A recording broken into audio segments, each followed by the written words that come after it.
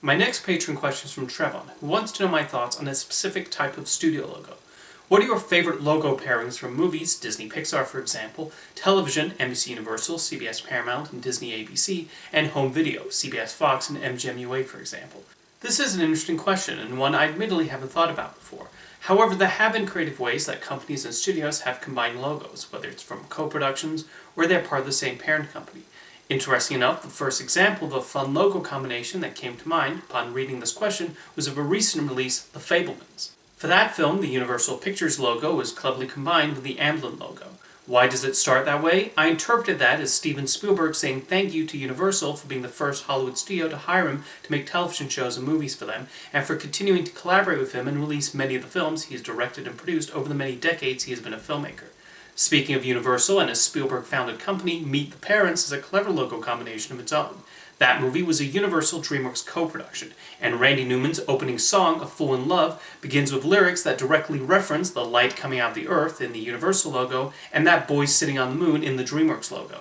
The Producers, which was a Universal Columbia co-production, does not do anything special with the opening logos, but watching them at the start of that film, the fanfares fit extremely well together, and the transition from the Columbia fanfare to the overture is nicely done.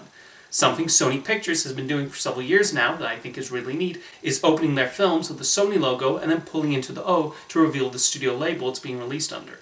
The Columbia and TriStar logos and fanfares have always gotten me hyped up for the movie I'm about to see, and this addition only adds to the anticipation. I've also always had a fondness for the Columbia TriStar Home Entertainment logo that used to start their videos and DVDs.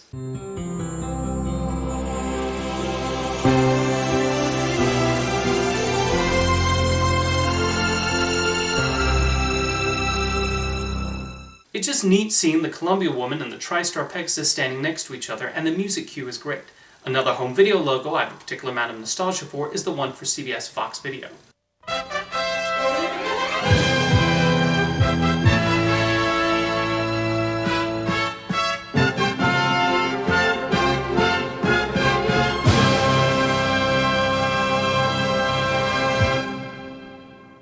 Yes, there was a time when CBS and Fox worked together on home video releases. I most associate the label and that logo with Wallace and Gromit, because CBS Fox released Nick Park's original 3 shorts on VHS in North America in the 90s, due to a licensing deal they had with BBC.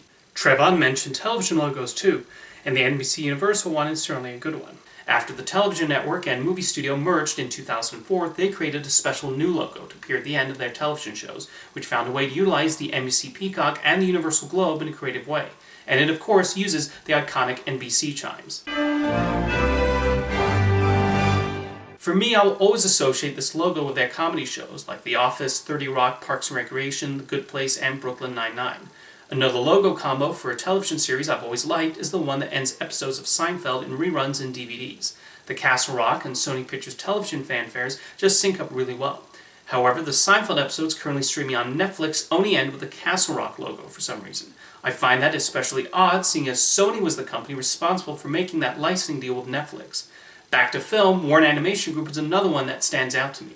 When Warner Brothers decided to start a new feature animation unit, they created a special logo for these movies. I just think having the traditional WB shield turn around to reveal the Animation Group version on the other side was a creative idea. Anyway, these were the logo combos that came to mind after receiving this question. Now let me know in the comments some examples of fun ones you can think of, and thank you for your question, Trevon.